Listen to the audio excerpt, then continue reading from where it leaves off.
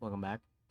We're gonna watch this what if Southwest America ran dry, as in they ran out of water because of the crops there taking up all the water and shit. A mega drought. California, Texas, Oklahoma, always running out of water. Not much rain over there. Who's this by? By What If Geography? Never watched a video from them, but Water is the lifeblood of all gotta be good, right? civilization. Without it, people simply can't live. In modern history, running out of water in the United States has never been a serious issue. Today, however, that's no longer the case. So what if the American Southwest runs out of water?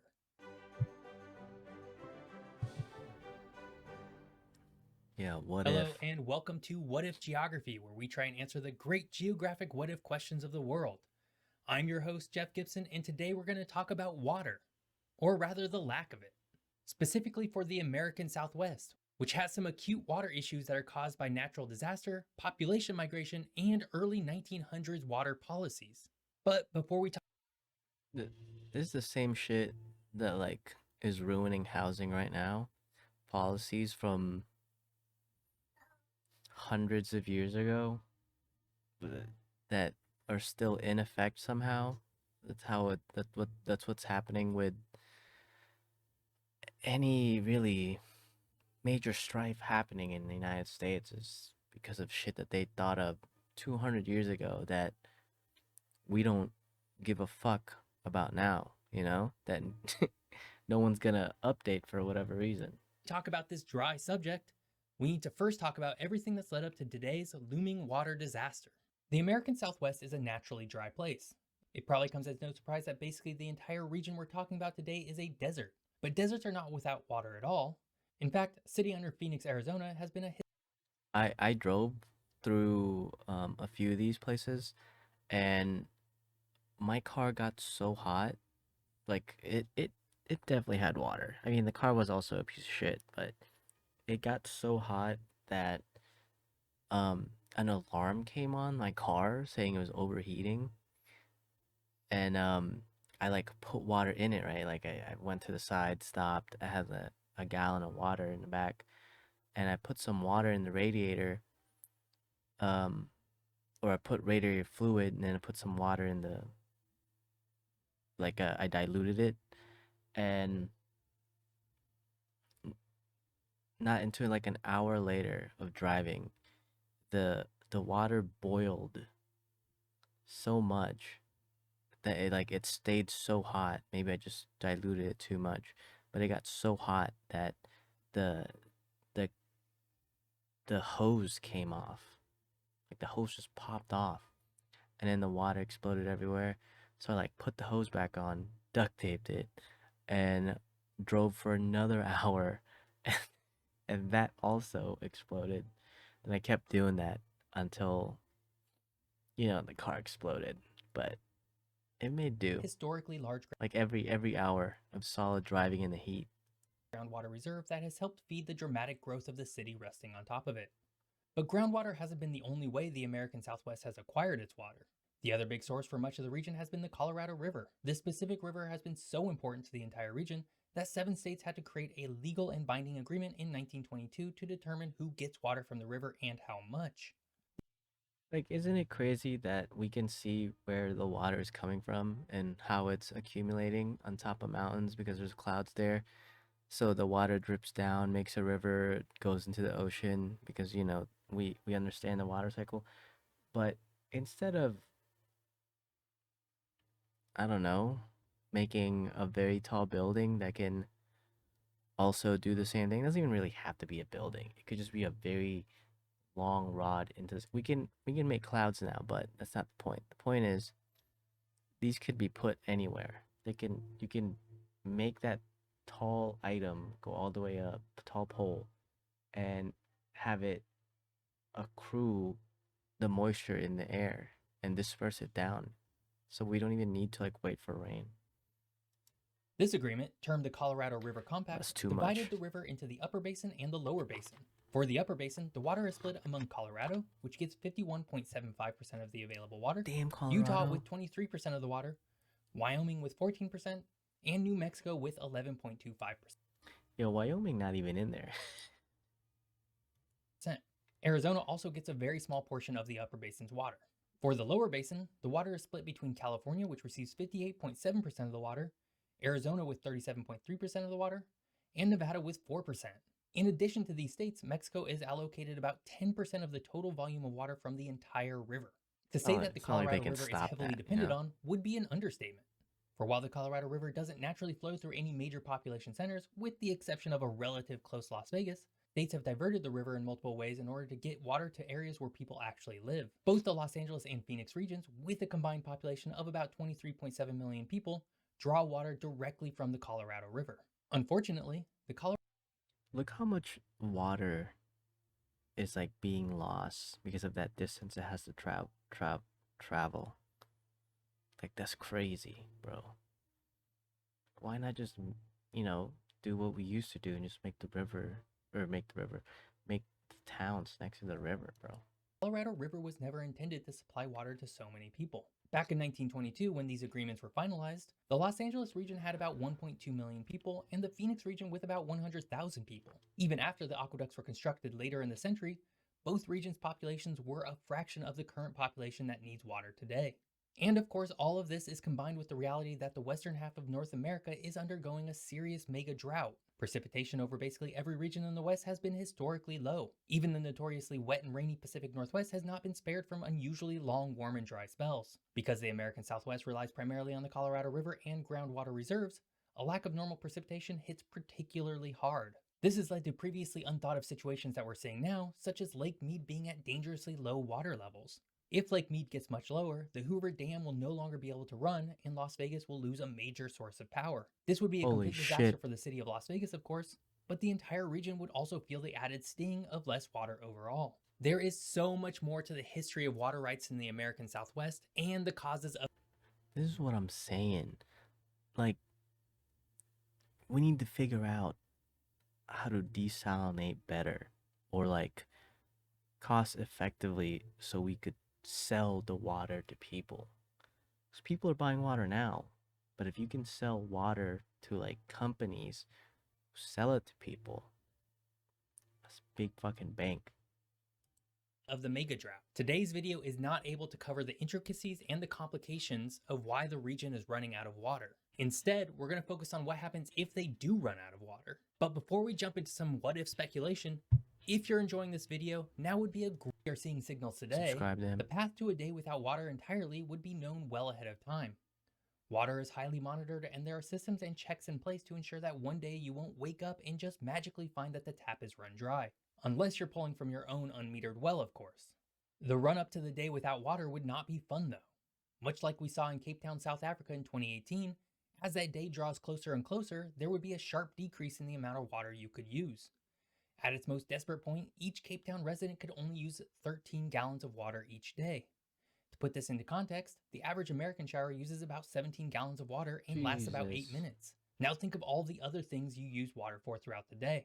In total, the average American uses just over 100 gallons of water per day for all of their needs. You would need to cut your water usage by about 90% to be at the same. Holy fuck, bro. We use so much water. Holy shit. It's not really something that you like think about. That's crazy. But if everyone in the Southwest ran out of water, everyone from the Southeast, like Florida, Georgia, and shit, where there's like an abundance of rain, and we collect water, we would probably divert some of the water here to over there, and everyone in the United States would feel the water drought. Same point as Cape Town residents were. Because you gotta Of pull the course, water this from wouldn't just somewhere affect you to give personally. it to them. Agriculture markets would also be highly affected, which would have repercussions for the entire country Yeah, and see, global they markets. got the food, Wheat, bro. leafy greens, they need the pecans, water. grapes, and even cotton are all grown in Arizona. Crops, of course, take a lot of water to grow, and any disruption in their growth would take time to offset from elsewhere in the country. This slow, steady march to a day without water would be felt in all industries and every facet of life They within need the a lot American of Southwest. fertilizer. As people begin to feel the burden of less water overall, they're bound to look elsewhere to move. This would begin what would likely be one of the largest internal migrations in modern US history. Isn't it crazy? Like to make crops, you need so much water because you not only do you need water to water the crops, but you also need water to make the fertilizer that goes into the crops. Because to make the fertilizer, um, a lot of it also comes from manure, and the manure that they get from comes from like, you know, animals, usually farm animals, which also require water to live, but also require their food sources need to be grown, which requires the water.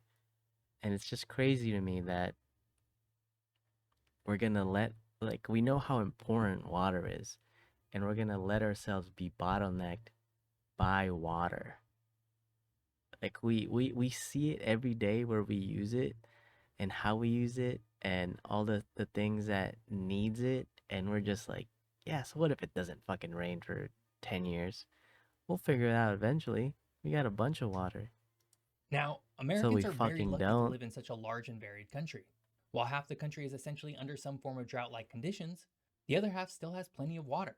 Migrating from one side of the country to the other is not all that difficult and is certainly easier than immigrating to another country altogether. It For this basically is reason, it's immigrating to safe to another assume country. that as water becomes more scarce, people will look to flee to other regions of the United States that are not water distressed. Just call In it particular, states. the Great Lakes region, New England, the Pacific Northwest, and even Alaska are primed to be on the receiving end of these climate refugees. In many ways, this would be a reversal of the pattern we've seen since about 1970 when people, tired of the winters and relative grime of the Great Lakes and New England cities, flocked to the American Southwest. Only instead of 20 million people migrating over 40 years, we could see as many or more people flee in just a few years. The combined populations of Arizona, Nevada, New Mexico, Colorado, and Utah is about 21 million. Bro, once that place like runs out of water, those are gonna be insane ghost towns. And you could probably buy land there for hella cheap. People.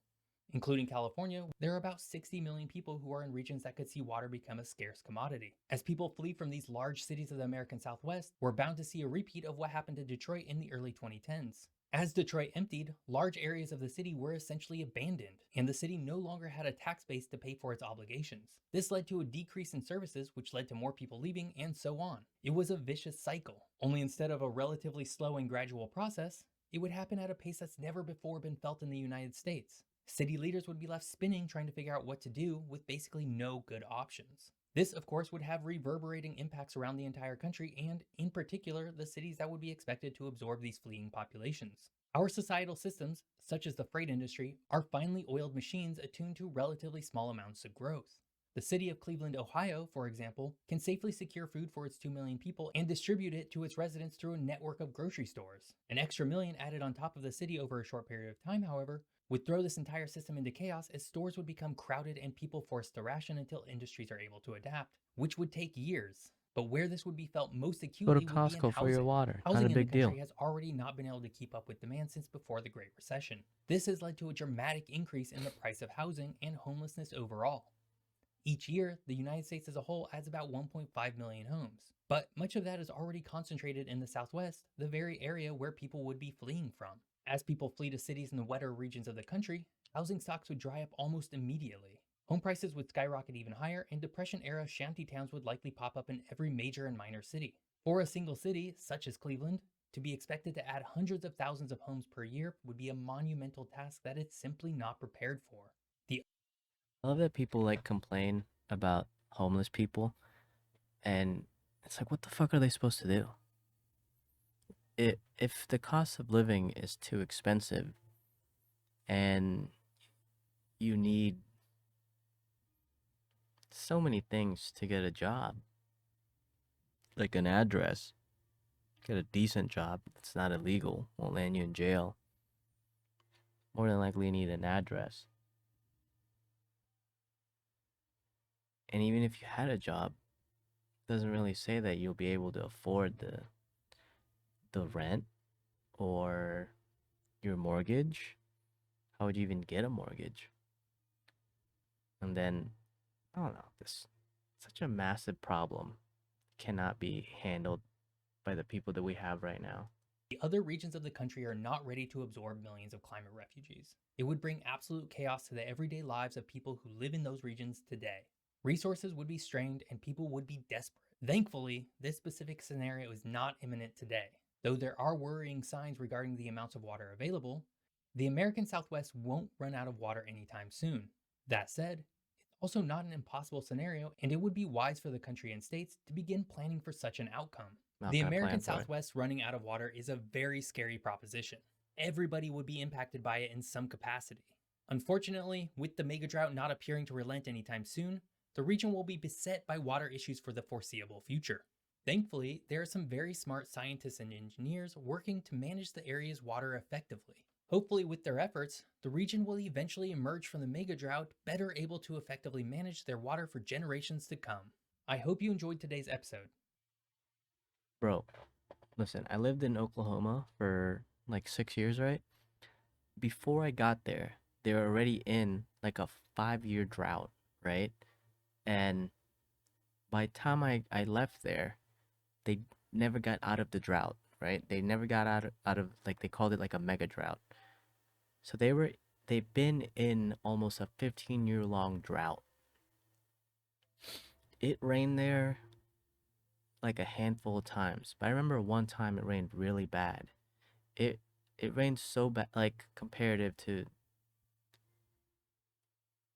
like maybe a category 1 hurricane in Florida, right? Like that amount of rain. And it rained for maybe 2 days, right? 1 or 2 days, 2 or 3 days, and everything just fucking flooded. There was flash flooding everywhere. The ground was so used to being dry that it couldn't absorb the water. So not only is the drought happening because there's not enough like moisture and there's not enough precipitation to like keep the cycle going, so like it going into the ground, feeding the grass, and the grass making dew, going up into the sky, making clouds, blah blah blah, doing the whole water cycle, right? And being seeped down and making pools and reservoirs underground of water to nurture the ground. It's been so dry there that the water does not, or the ground doesn't know what the fuck to do with the water. So it just spits it out and makes floods everywhere until it can push it to somewhere that can absorb the water. And then that place is already used to rain, so there gets more rain. But the areas that needed it in the first place do not get any rain whatsoever. This shit's crazy, bro. I don't know how the fuck they would solve this. Maybe use some of their cloud technology to make some clouds over there in Oklahoma, Texas, and shit, so they can get out of their 15-year drought, not make it a 20-year drought. You know what I'm saying? People over there need help. They starving. Right. That was okay too. It was an okay video. See you.